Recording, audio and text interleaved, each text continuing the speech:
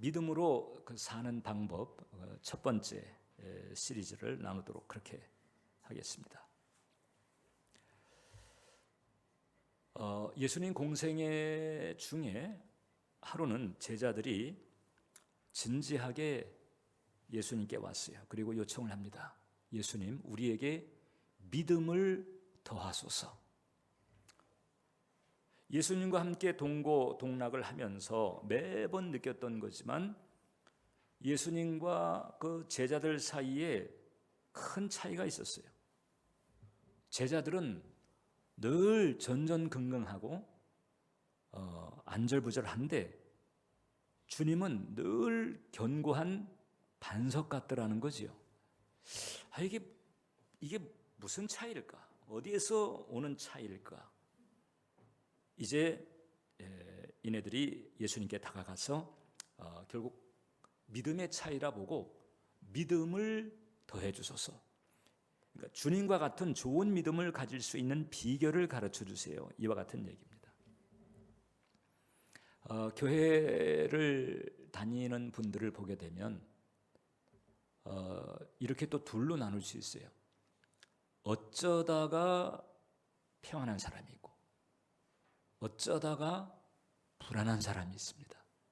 이 100% 완벽하게 평안한 게 좋겠지만 그건 이제 천국 가서 가능하고 이 땅에서 완벽한 평안은 우리 인간은 누리기가 어렵습니다. 아담의 저주가 기승을 부리고 있고 또 우리 자체가 연약한 존재이기 때문에 그러나 대부분 평안할 수는 있죠. 그러니까 어쩌다가 평안한 사람은 대부분 불안한 거예요. 어쩌다가 불안한 사람이 좋은 거예요. 대부분 평안하다는 얘기죠. 여러분들은 어떤 것 같아요?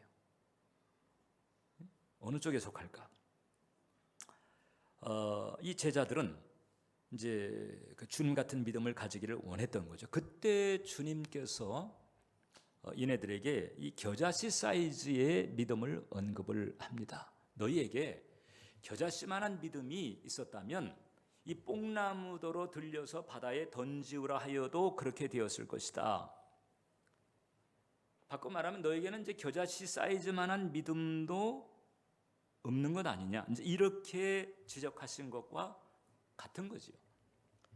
자, 이 겨자씨만한데도 제대로 된 믿음만 가지고 있으면 이 뽕나무가 들리고 산이 옮겨지는 역사가 나타나게 된다는 거죠. 겨자씨만 해도. 이 믿음이라고 하는 게 도대체 어떤 것인데 겨자씨만 한데도 그와 같은 역사를 이룰 수가 있을까? 자, 일단 이 겨자씨 사이즈의 믿음을 언급하셨을 때 일단 예수님께서는 우리들에게 믿음과 관련해서 오해를 좀 막으려고 하신 것 같아요. 한 두 가지 정도 오해에 대해서 경계를 하신 걸로 볼 수가 있습니다. 하나는 뭔가 하니 믿음은 열심이 아니다 이거죠. 이 겨자씨라고 하는 단어가 이제 그런 뉘앙스를 주는 거예요. 믿음은 열심이 아니다. 믿음이 열심을 가져다 주기도 하죠. 믿음이 부지런하게 만들기는 하지만 그건 믿음의 열매요 결과지 믿음 자체는 아닌 거예요. 믿음과 열심은 다르다. 그러니까 열심 있는 것을 가지고 믿음 좋은 것으로 이렇게 단정할 수는 없다는 거죠. 또 한 가지는 이제 믿음은 양적인 문제가 아니다라는 거죠. 겨자씨 사이즈니까. 그러니까 예를 들어서 우리가 신앙생활하면서 그럴 때가 많이 있잖아요. 믿습니다, 주님. 믿습니다. 믿습니다. 이렇게. 근데 진짜 믿음이 들어오면 그런 표현이 안 나오고요. 감사합니다가 나와요. 찬양이 우러나오고 감사가 우러나와요. 자, 그러니까 막 믿겠다고 막 결심을 하고 그냥 막 잘 믿으려고 애를 쓰고 이게 또 믿음은 아닌 거예요. 믿으려고 애를 쓰는 거지 믿음의 영역에 들어가는 것은 아니다. 자, 그러니까 믿으려고 애를 쓰는 것을 놓고 믿음 있는 것처럼 그렇게 착각하지 말자는 거죠.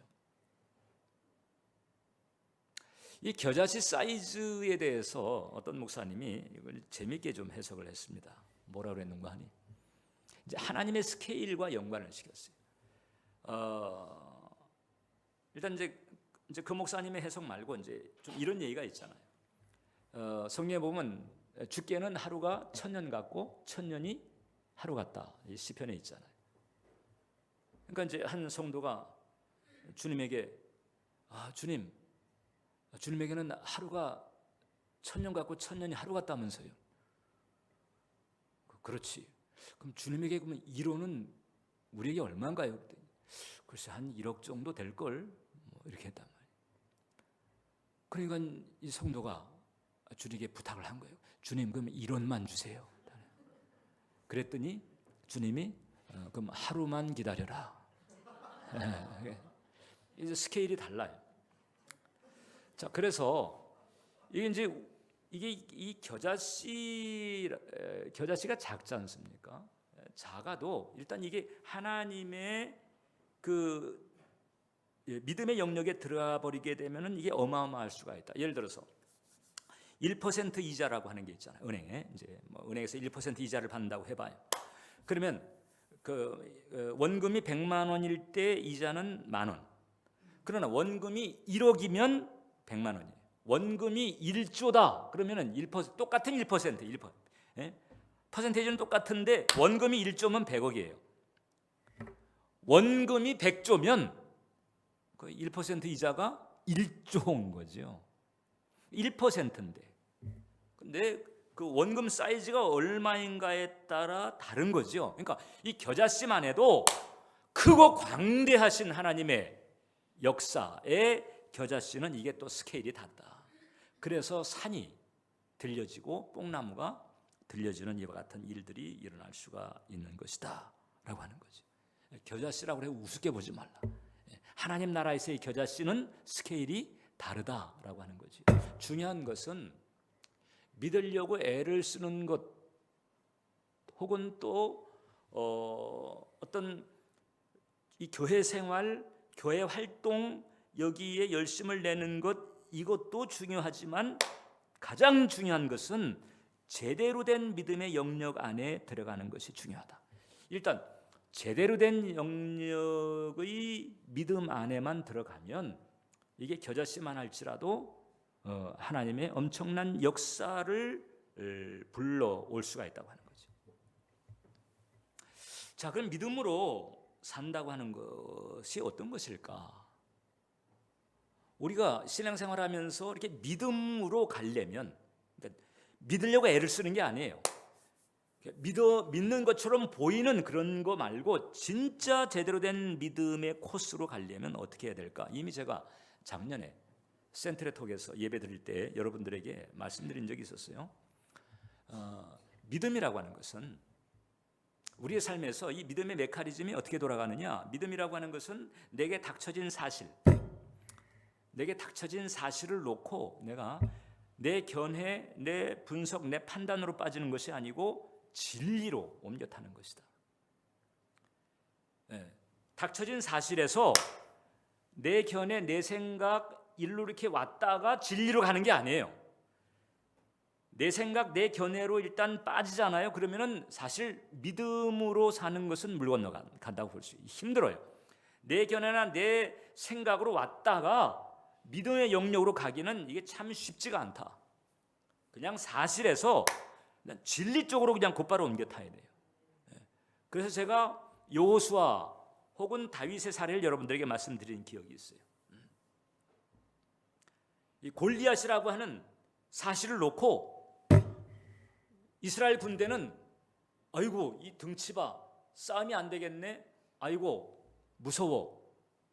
싸워봤자 이건 뭐 죽을 수밖에 없을 거야. 이렇게 자기네 생각 견해로 빠져버렸잖아요.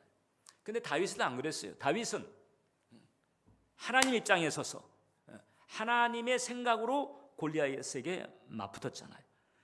그러니까 이 닥쳐진 현실을 놓고 견해로 가는 것이 아니고 진리로 옮겨 타는 것이 이게 바로 믿음의 코스다. 견해를 통해 가지고 진리로 가기는 참 쉽지가 않다. 불가능하다라고 말할 수 없지만은 정말 쉽지가 않아요. 왜냐하면 그만큼 우리의 이 견해, 우리의 생각이라고 하는 것이 이게 부정적이고 패배적이고 소극적인 특징을 가지고 있어가지고 자꾸 우리의 믿음을 끄집어 내리는 쪽으로 가거든요. 근데 이렇게 이제 믿음으로 산다고 하는 것. 그래서 이제 사실에서 진리로 빠져가지고 진리에 입각해서 진리대로 생각하고 진리대로 말하고 진리대로 행하는 것. 이게 바로 믿음으로 산다는 거죠. 자, 믿음이란 사실에서 견해가 아니고 진리로 곧바로 옮겨 타는 것이고, 믿음으로 산다라고 하는 것은 그 진리대로 생각하고 말하고 행하는 것. 이게 바로 믿음으로 산다는 것이다. 그래서 첫 번째, 이렇게 믿음으로 산다는 것을 우리에게 잘 보여준 사람이 바로 아브라함이에요. 아브라함은 로마서 4장 18절에 제가 부러워하는 표현이 있어요. 아브라함이 바랄 수 없는 중에 바라고 믿었으니 그랬습니다. 바랄 수 없는 중에 바라고 믿었다. 이는 내 후손이가 드리라 하신 말씀대로 많은 민족의 조상이 되게 하려 하시리라. 바랄 수 없다라고 하는 것은 뭔가 하니 불가능하다는 거예요. 그러니까 아브라함 100세, 사라 90세, 할아버지 할머니 이미 폐경됐어요. 이건 생리적으로 임신할 수 없는 상태예요. 이건 상식적으로, 그다음에 과학적으로, 인간적으로 불가능해요. 그러면 상식적, 과학적, 인간적으로 불가능한 그런 사실인데, 그런데 아브라함은 하나님께서 약속하신 그 약속을 붙들고 바랄 수 없는 중에 불가능한 것인데 그것을 바라고 믿었다라고 하는 거죠. 상식, 견해 이쪽으로 빠지지 않았습니다. 하나님 약속 쪽으로 그냥 엎어져 버린 거지. 그래서 아브라함의 경우 그 불가능을 뒤집게 한 것이 두 가지였다. 하나는 뭔가 하니 하나님에 대한 지식, 일단 하나님이 어떤 분인가에 대한 지식이 있었고, 그 다음에 그 하나님이 주신 약속이 있었다. 하나님에 대한 지식 그리고 하나님의 그 약속, 이 두 가지를 붙들고 그냥 그쪽으로 엎어져 버린 거예요. 엎어져 버렸어요. 성경도 없던 시대였습니다. 아브라함 때는. 성경도 없던 시대에 아브라함은 하나님을 어떤 분으로 믿었는가? 바울이 대신 얘기해주고 있어요. 로마서 4장 17절 보니까 기록된 바 내가 너를 많은 민족의 조상으로 세웠다 하신 것 같으니 그가 믿은 바, 즉 아브라함이 믿은 하나님은 죽은 자를 살리시며 없는 것을 있는 것으로 부르시는 이시니라. 한마디로 말하면 전능하신 하나님이시다 하는 거죠. 죽은 자를 살리시고 없는 것을 있는 것으로 부르시는 하나님. 그래서 창세기를 보면 하나님께서 아브라함에게 나타나셔가지고 너는 내 앞에서 완전하게 가란 내가 전능하신 하나님이다 하신 대목이 나오잖아요. 엘샤다이죠. 엘샤다이의 하나님, 전능하신 하나님, 능치 못함이 없으신 하나님. 아브라함은 하나님을 그렇게 만났고 그렇게 알게 됐습니다. 그래서 아브라함은 전능하신 하나님과 함께 꿈꾸고 소망하면서 살아가게 된 거죠. 그 다음에 그 전능하신 하나님, 엘샤다이의 하나님께서 주신 약속, 특히 이제 자손의 약속 같은 거죠. 창세기 15장 4절을 보면 여호와의 말씀이 그에게 임하여 이르시되 그 사람이 내 상속자가 아니라 내 몸에서 날 자가 내 상속자가 되리라. 그래서 엘리에셀 종이 아니고 너에게서 자식이 나와서 네 상속자가 되리라. 이 자손의 약속을 주신 거예요. 전능하신 하나님, 그리고 그 전능하신 하나님이 주신 약속, 이것을 붙잡고 그냥 거기에 퍽 엎어져 버렸다.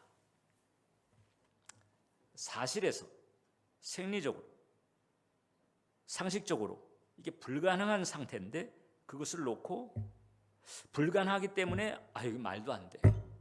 지금 우리가 애를 가진다고 참 이렇게 빠진 게 아니고 그냥 전능하신 하나님이 주신 약속을 붙들고 아멘 하고 그냥 그쪽에 엎어져 버린 거죠. 제가 자꾸 엎어졌다는 얘기를 하잖아요. 다른 데 둘러보지 않고 그냥 하나님 편에 확실하게 서버린 거죠. 이것이 바로 아브라함으로 하여금 기적을 보게 만들었다. 우리도 마찬가지입니다. 우리도 하나님을 많이 알고 하나님을 올바로 알고 그다음에 하나님께서 주신 약속을 붙들게 되면 아브라함처럼 기적을 볼 수가 있다. 그 기적이라고 하는 것이 초자연적으로 나타날 수도 있고 일상적으로도 나타날 수가 있어요. 근데 어떻든 그 불가능이 가능하게 되는 기적을 볼 수 있게 되는 줄 믿으시길 바랍니다. 그래서 하나님을 알고 그 다음에 그 하나님의 약속을 알아야 되는데, 그 하나님의 약속이라고 하는 것이 성경에 있잖아요. 근데 성경에 담겨있지 않은 부분도 있단 말이죠. 그걸 우리는 성령의 감화라고 합니다. 성령의 감화.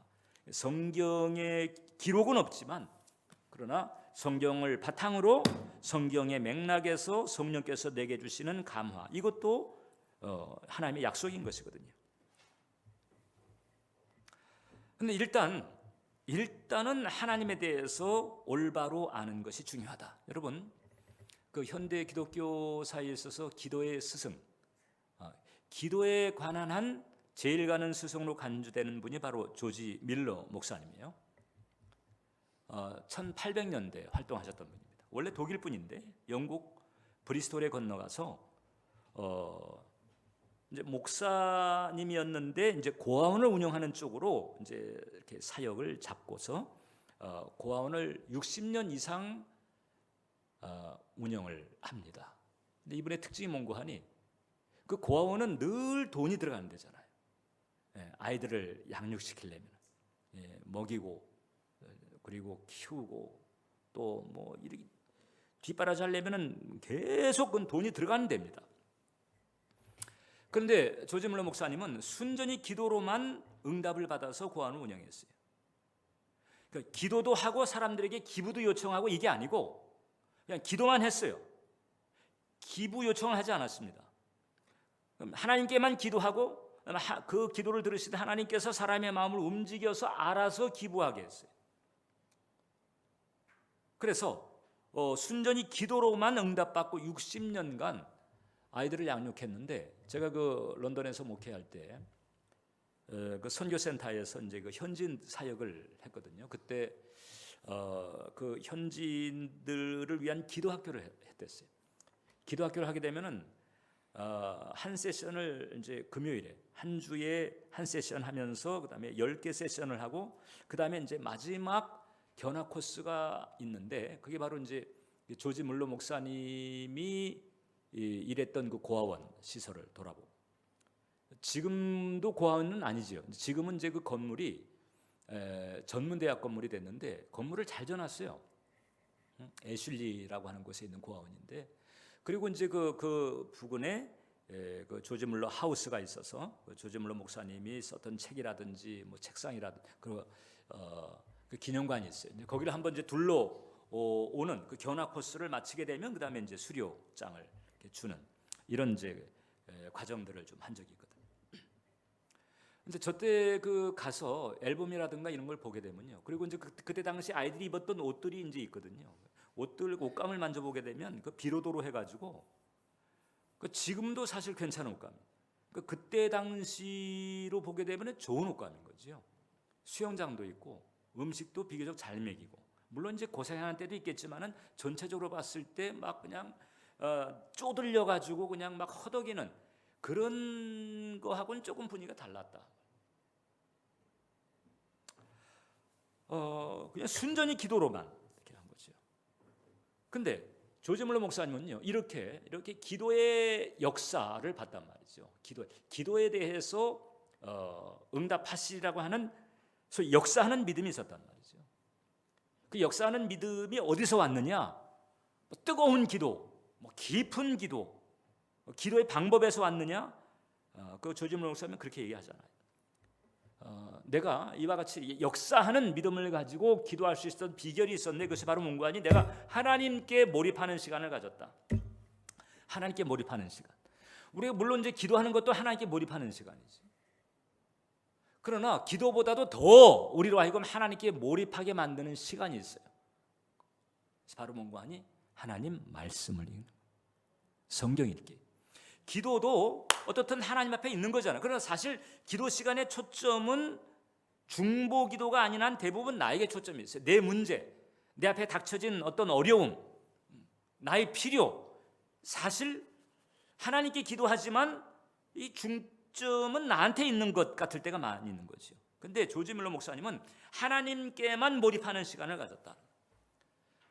보통 3개월에 한 번씩 성경을 이렇게 통독을 했다는 거죠. 그러니까 평소에 200번 성경을 통독을 했는데, 그 성경을 통독하면서, 성경을 읽으면서 하나님에 대해서, 하나님의 성품에 대해서, 하나님의 능력에 대해서, 하나님의 역사에 대해서, 그 하나님에 대한 그 은혜의 바다에 그냥 영혼을 던져 넣어서 그 은혜의 바다에 그냥 헤엄을 하는 이런 시간, 하나님을 알아가는 시간이지. 하나님께 푹 빠지는 시간. 그러니까 하나님에 대해서 온전히 알게 되고, 하나님에게 푹 빠져 있다 보니까, 그러니까 이 흔들리는 믿음이 아니에요. 요동하는 믿음이 아니에요. 역사하는 믿음을 가지게 되고, 그냥 그 역사하는 믿음을 가지고 그냥 턱하니 믿고 그냥 기도하는 거죠. 마치 아이들이 그냥 천국에서 나오면 아빠한테 가가지고 그냥 휙 던지고 뭐 사정도 안 하잖아요. 아빠 이거 딱, 그리고 그냥 가잖아요. 그런 것처럼 하나님과의 사이에서 그런 배짱, 그런 무드가 생겼다. 그러니까 사람들이, 목사님 어떻게 하면 우리가 목사님처럼 그렇게 응답받는 기도의 삶을 살 수가 있을까요? 이렇게 물었을 때 기도에 대한 방법, 기도에 대한 비결을 가르쳐 주는 것이 아니고, 조지 뮬러 목사님은 뭘 가르쳐 줬는가 하니, 말씀을 읽어라. 하나님한테 빠져라는 거야. 하나님한테. 왜 그리스도인들이 신앙이 약하고 주님께서 행하신 일들을 보기가 쉽지가 않느냐? 성경을 읽지 않기 때문이다. 이렇게 말합니다. 하나님께 빠지는 시간. 그러려면 성경을 읽어야지. 아브라함이 그런 거죠. 아브라함이 바로 하나님에 대해서 알았고, 그다음에 그 하나님의 약속을 붙들었고, 우리가 상식을 넘어서서 기적을 살아가려면 우리는 다시 성경 읽기를 시작해야 돼요. 그냥 성경을 몇 장 읽어냈어, 이게 아니고, 그런 공로 말고 하나님께 빠지는 거죠. 하나님께 몰입하기 위해서 성경 읽는 거예요. 하나님께 몰입하기 위해서, 하나님에게 빠지기 위해서 성경을 읽는 것이 필요하다.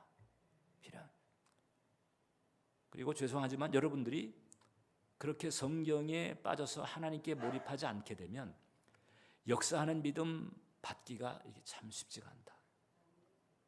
왜냐하면 하나님 잘 모르니까. 하나님이 뭘 약속했는지도 모르고, 그러니까 막연하게 그냥 오 신이시여 이런 마음 가지고 교회를 다니거나 기도하는 수준을 넘어가질 못한다는 거죠. 자, 그래서 두 번째 우리가 필요한 것이 이제 이 믿음의 그릇을 만드는 것이다. 자, 하나님께서 아브라함에게 이제 기적을 줬잖아요.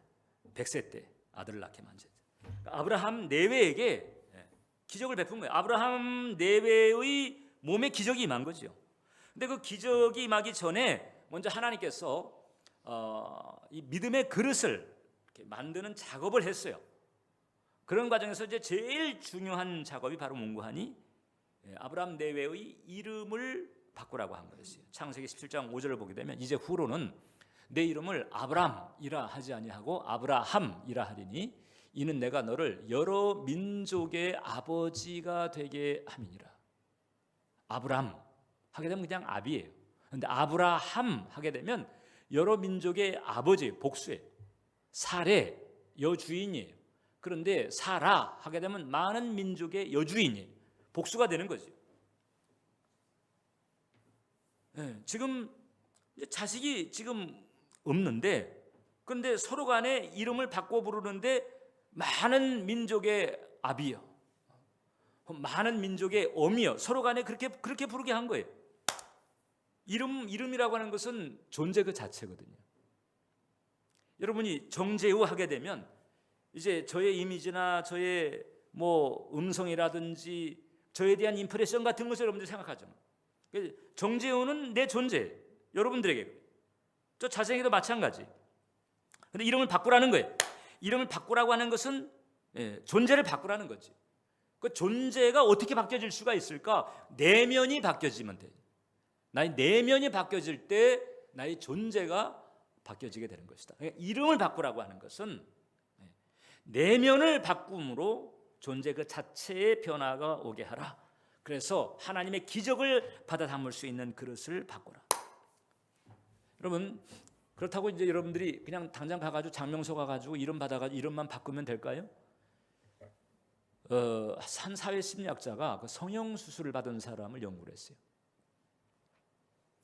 이제 성형 수술을 왜 받는 거 하니? 얼굴에 뭔가 자신이 없는 거잖아요. 얼굴에 자신이 없다 보니까 대인관계에 자신이 없어요.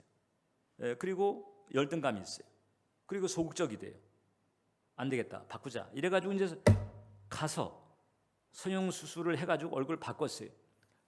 마음에 들게 바꾼 것 같아. 그러다 보니까 자신감이 생겼어. 대인관계도 활발하게 됐고 적극적이 됐고 이제 이렇게 되더라는 거죠. 사회 심리학자가 딱 봤을 때, 야, 이거 얼굴만 바꿔도 저러는구나. 저렇게 내면이 성형 수술로 바뀔 수 있는 거구나. 이렇게 생각을 했다는 거예요, 처음에. 그래가지고 이게 이제 진짜 그런지 요거를 이제 학문적으로, 사회 심리학적으로 이것을 이제 확실하게 확인하기 위해서 이렇게 긴 시간을 쭉 관찰하고 봤더니 한 몇 개월 끼케야 반년 지나니까 다시 이전으로 돌아가더라는 거죠. 틀림없이 성형수술이 잘 됐어요. 잘 됐는데도 잘된 부분을 놓고 꼭 다시 옛날처럼 돌아간 걸로 생각한다는 거예요. 그리고 수술이 잘못된 것처럼 생각한다는 거예요. 그리고 또 성형수술을 하지 않은 다른 부분을 놓고 거기에 또 매여가지고 힘들어하고 괴로워하더라는 거죠. 그러니까 이게 얼굴 바꿨다고 그래가지고 안 되는 거예요. 내면이 바뀌어야 진짜 바뀌는 것인데 마음과 생각이 바뀌지 않으면 결국 다시 돌아갔다. 아브라함 내외는 완전히 바뀌어버렸습니다. 전능하신 하나님 만나고 그 다음에 그 하나님께로부터 이름을 바꾸라고 하는 명령, 이름을 바꾸면서 그 이름을 서로 바꾸 부르면서 그런 과정에서 그들의 내면에 그 믿음의 변화가 일어났다. 로마서 4장을 보면 그들의 내면이 어떤 상태였는지 이게 남아있어요. 그가 100세나 되어 자기 몸이 죽은 것 같고 사라의 태가 죽은 것 같음을 알고도, 그러니까 생리학적으로는 이게 불가능한 상태라는 거잖아요. 그런데도 그럼에도 불구하고 믿음이 약하여지지 아니하고 믿음이 없어 하나님의 약속을 의심하지 않고 믿음으로 견고해져서 하나님께 영광을 돌리며 약속하신 것을 또한 능히 이루실 줄을 확신하였으니. 자, 다시 한번 읽어볼게요. 믿음이 약해지지 않고 믿음이 없어서 하나님의 약속을 의심하지 않았고 믿음으로 견고하여졌고 약속하신 것을 또한 능히 이루실 줄을 확신하였다. 완전히 그냥 하나님 쪽에 엎어진 거예요. 하나님 쪽에 엎어진 거예요. 그랬더니 하나님께서 이것을 의로 여겼다. 하나님의 의로 여겼다는 것은, 여러분 보통 성경에서 의로 여겼다는 것은 구원받았다는 것과 똑같아요. 하나님께서 용납했다는 것과 똑같아요. 보통 우리 인간에게 이렇게 의로 여겨지는 축복이 있으려면 기본적으로 속죄의 과정이 있어야 돼요. 죄사함의 과정이 있어야 돼요. 희생제물을 잡든지 아니면 예수 그리스도의 대속의 은혜를 붙들든지, 소위 그 죄를 처리하는 속죄의 과정이 있어야 그 공의로우신 하나님에게 의로 여겨지는 이런 은혜를 받게 되는데, 지금 이 대목을 보면요, 속죄의 개념이 없어요. 믿음이 계속 강조되고 있어요. 믿음이. 아브라함의 내면에 이와 같은 그 믿음의 그 변화가 일어났고, 하나님께서 보실 때 그래, 그 같은 마음이면 나하고 그냥 함께 할 수 있다, 이렇게 하나님께서 여겨주셨다는 거잖아요. 그래서 이 믿음의 그릇을 만드는 게 필요하다. 그럼 어떻게 하면 내가 내 삶에 아브라함이 이름을 바꾸는 것과 같은 그런 그 변화가 내게도 일어나게 할 수가 있을까? 그래서 그 아브라함이 이름을 바꾸는 것과 같은 그런 그 영향을 주는 그런 방법이 있다고 하는 거죠. 그것이 바로 뭔가 하니 진리대로 생각하고 말하고 행하는 것이다. 소위 믿음 3종인 거예요. 믿음 3종. 그래서 첫 번째, 제일 중요한 것이 진리에 바탕한 생각을 하는 것이다. 이게 첫 단추예요. 요게 안 되면 그 다음에 믿음으로 산다고 하는 것은 물 건너가요. 교회를 열심히 다닐 수 있어요. 교회 일 열심히 할 수 있어요. 예배도 열심히 드릴 수 있어요. 교회 연조 쌓을 수 있어요. 그러나 믿음으로 사는 거는 빠이빠이. 열심히 교회도 다니고 교회 봉사도 하고 교회 연조도 쌓을 수 있지만은 그러나 사는 것은 상식으로 사는 거예요. 믿음으로 사는 게 아니고. 그런 사람들이 얼마나 많은지 몰라요. 솔직히 우리 중에도. 닥쳐진 사실을 놓고 닥쳐진 사실이 어떤 것이든 간에 그게 슬픈 일이든 뭐 절망스러운 일이든 속상한 일이든 어떤 일이든 간에 닥쳐진 사실을 딱 놓고 그 다음에 거기 그 사실을 놓고 거기에 대해서 내가 내 생각, 내 견해, 내 분석, 내 판단 이렇게 빠져버리면 믿음은 빠이빠이입니다. 닥쳐진 사실을 놓고 가장 먼저 하나님이 뭐라고 하시는가, 예수님은 뭐라고 하실까, 이걸 먼저 생각하는 거죠. 치열하게 거기 매달려야 돼요. 치열하게.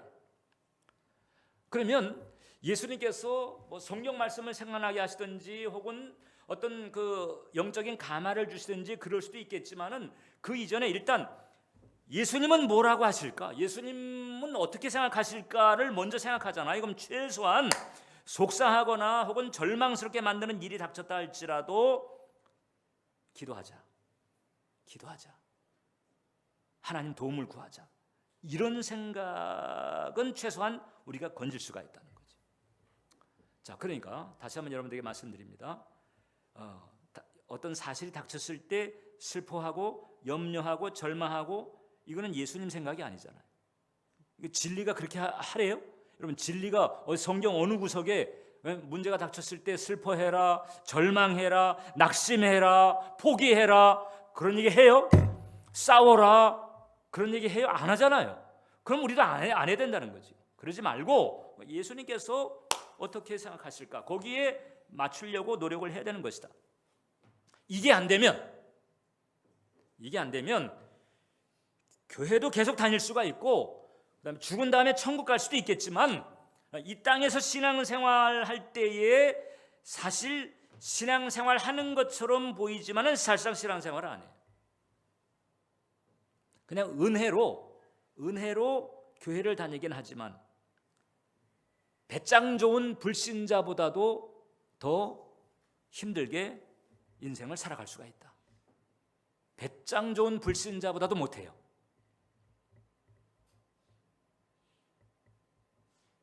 그렇기 때문에 사실에서 곧바로 진리, 즉 하나님의 생각, 예수님 생각으로 곧바로 옮겨가야 된다. 그 다음에 이제 두 번째가 진리에 바탕한 말과 행동을 해야 된다는 거죠.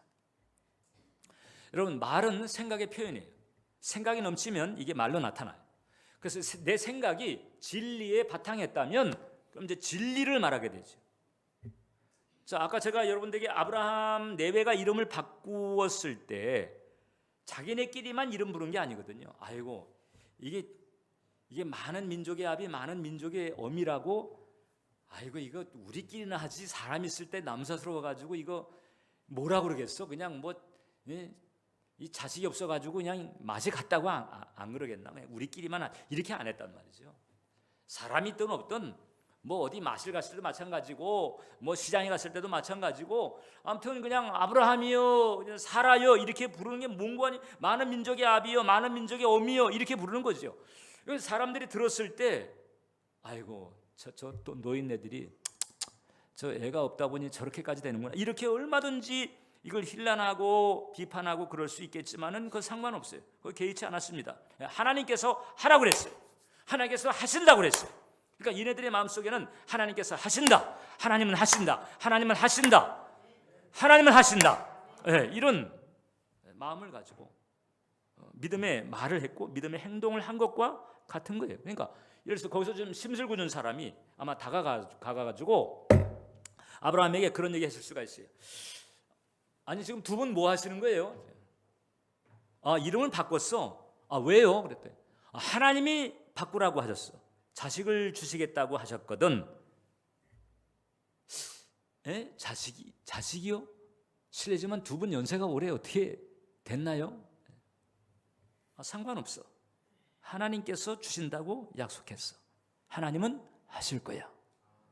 여기 이제 이렇게 상황이 돌아가는 거예요. 그래서 말씀을 믿고 믿음의 말을 하는 거지. 그리고 믿음의 행동을 하는 거지. 사실 성경에서 말씀을 붙들고 믿음 쪽으로 그냥 확 엎어진 가장 대표적인 사례 중에 하나가 바로 그 베드로가 물 위를 걸은 사건이에요.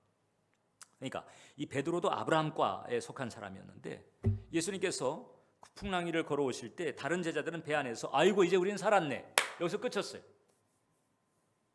아이고 이제 우리는 안전하게 됐다. 근데 거기서 베드로는 물 위를 걷겠다고 나선 거지. 그리고 예수님에게 말했어요. 만일 주시어던 날 보고 오라 하소서 그랬대. 예수님께서 오라 그랬대. 오라 말씀이 떨어졌어요. 자, 지금 풍랑이에요. 물 위에 사람이 걸을 수가 없잖아요. 상식적으로 과학적으로 그건 말이 안 되는 거예요. 근데 예수님이 오라 그랬어요. 그러니까 베드로는 상식적으로 과학적으로 말이 안 된다라고 하는 즉 상식과 견해를 버리고 그냥 말씀에 자기 몸을 던져버렸어요.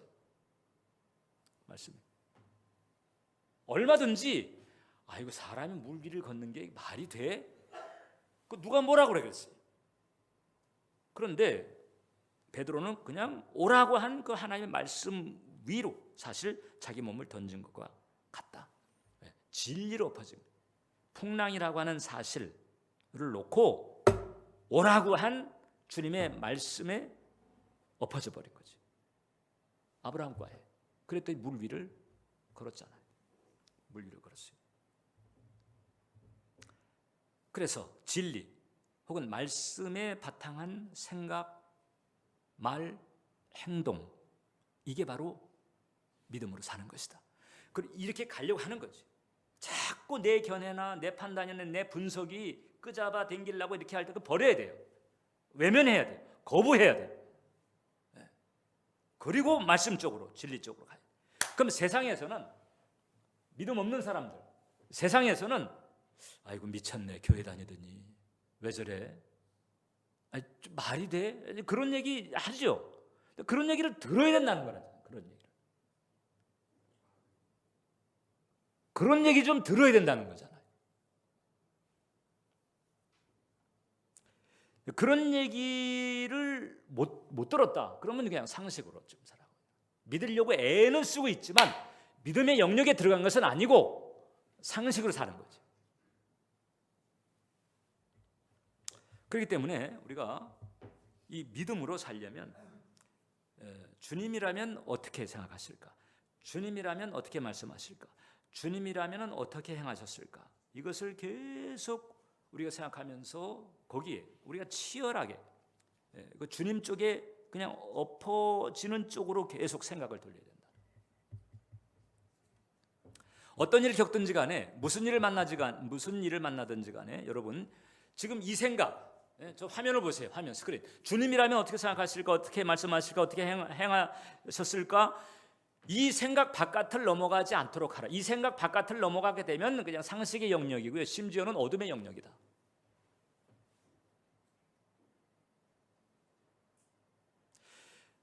교회를 잘 다녔다고 했는데 이 자살하는 사람들은요, 이제 이 생각 바깥에 맴돌다가 심지어는 어둠에 빠져버린 것과 같은 거거든요. 이 생각 바깥으로 넘어가지 않도록 하라면 그냥 이 생각의 영역에 버티려고 애를 써야 된다. 아까 말씀드린 것처럼 우리가 이제 진리대로 한다고 할 때 그 이제 기록된 성경의 말씀이죠. 근데 기록된 성경의 말씀에 내가 필요한 처방이 없는 경우가 얼마나 많아요. 그래서 성령의 감화라고 하는 것도 결국 내가 따라야 될 하나님의 말씀인 거죠. 성령의 감화를 통해서 하나님이 주신 말씀이에요. 시편 68편 5절을 보면 이런 말씀이 있어요. 그의 거룩한 처소에 계신 하나님은 고아의 아버지시며 과부의 재판장이시라. 제가 이 브리스톨에 그 조지 물러 하우스를 갔을 때 한번 가니까 책상 위에 그 조지 물러 목사님이 썼던 책상이 있는데 책상에 성경책이 딱 펼쳐 있는 거예요. 밀러 목사님이 봤던 성경이에요. 그래가지고 그냥 제가 조지 밀러 목사님이 봤던 성경책이야 그러고 앉아가지고 제가 성경책을 딱 보는데 일단 조지 밀러 목사님에게 떠오르는 구절이 있거든요. 이 시편 68편 5절. 그 다음에 내 입을 넓게 열라 내가 채우리라 하는 그 구절이 있어요. 그걸 딱 펴봤더니 줄이 쳐져 있더라고. 줄이. 그래서 그걸 줄 쳐져 있는 걸 보고 야, 조지 밀러 목사님이 이 말씀을 묵상하면서 고안을 하기로 했지. 이런 생각에 제가 감에 딱 젖어 있었거든요. 그랬더니 누가 옆에 와 툭툭 치더라고. 툭툭 치면서 뭐라 그러는 거 아니? 왜 여기 앉아 있냐고 그러는 거예요. 그러면서 여기 앉지 말고 손도 대지 말아야 되는데 나는 거기 앉아가지고 그분 쓰던 의자에 딱 앉아가지고 그분 쓰던 성경책을 내가 펼쳐본 거예요. 그래가지고 아니 뭐 이렇게 좀 하면 안 되냐 그랬더니 나보고 뭘 가르치더라고. 보니까 거기 팻말 하나가 딱 있는데 돈 터치. 그걸 먼저 봤으면 내가 그 성경을 못 봤을 텐데. 근데 조지 밀러 목사님이 그 성경을 묵상하다가 시편 68편 5절 여기에 딱 왔다가 필이 딱 꽂혔다는 거잖아요.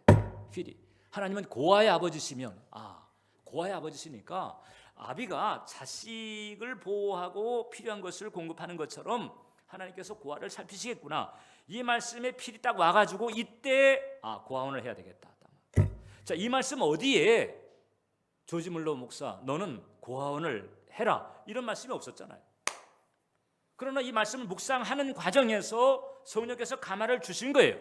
그 성령의 감화를 이 조지 밀러 목사님은 하나님의 음성으로 받은 거죠. 하나님의 이끄심으로 받은 거죠. 그리고는 그 다음에 고아원을 시작을 하면서 자기 개인의 사명의 방향이 결정이 되었고 그분의 고아원 사역을 통해서 현대 많은 교회와 교인들이 기도에 대해서 감화를 받는 이 어마어마한 축복의 이 시리즈들이 계속 이어지게 된 것이다. 기록된 말씀과 그 다음에 성령의 감화를 통해서 하나님께서는 오늘날 여전히 저와 여러분들의 걸음을 인도하신다. 믿음의 영역으로 인도하시는 거지. 기적의 영역으로 인도하시는 거예요. 뽕나무가 들리고 산이 들려지는 그런 차원으로 우리를 인도하신다는 거예요. 제가 읽을 때마다 늘 저를 새롭게 하고 저를 이렇게 도전하는 그 말씀이 창세기 12장 4절이에요. 거기 보면 이에 아브라함이 여호와의 말씀을 따라갔고 여호와의 말씀을 따라갔다는 거죠. 상식, 견해, 분석, 판단 이게 아니고 여호와의 말씀을 따라갔다는 거죠. 본토 친척 아비집도 버려둘 정도로 여호와의 말씀을 따라갔다는 거죠. 그리고 아브라함의 생애에서는 이때서부터가 카운트가 돼요. 이때 75세 이전은요 아무런 기록이 없어요. 성경은 믿음 없는 삶에 대해서는 관심이 없어요. 믿음으로 시작한 때서부터 관심이 있는 거지. 그러니까 여러분 교회도 다니고 예배도 드리는데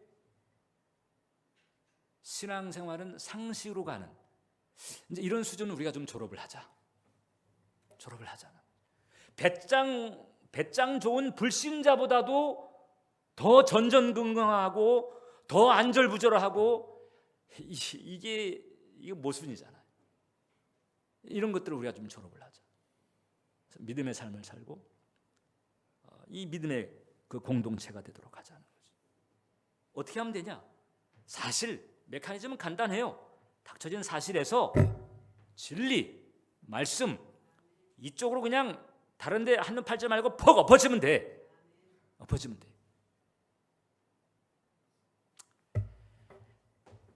근데 이게 이제 딱 한두 번에 이게 돼버리면 참 감사할 일인데 근데 오늘 우리가 살고 있는 이 세상 이게 이제 아담의 저주가 역사하고 있고 그 다음에 우리가 불신앙에 찌들어 살았었고 여전히 그 불신앙이 역사하고 있고 마귀가 회방하고 있고 이런 부분 때문에 그래서 우리가 이제 믿음의 길을 가는 데에 시련과 연단이 있어요. 이제 그 부분을 우리가 이제 다음 주에 그걸 어떻게 우리가 극복을 해야 되는지 이제 그런 부분을 다루게 될 거예요. 중요한 것은 뭐냐?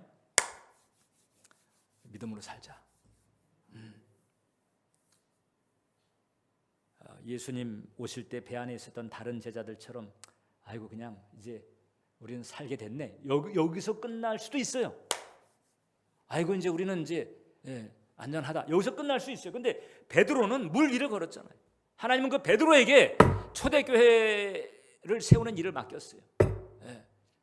물 위를 걷는 그 배짱, 그런 믿음을 가지고 있는 사람에게 초대교회 개척이라고 하는 사명을 맡겼어요. 그런 믿음이 필요한 거거든요. 우리 은혜정원교회에 필요한 믿음이에요. 여러분들의 개인의 삶에서 기적을 보기 위해서 필요한 믿음이다. 기도하겠습니다. 하나님,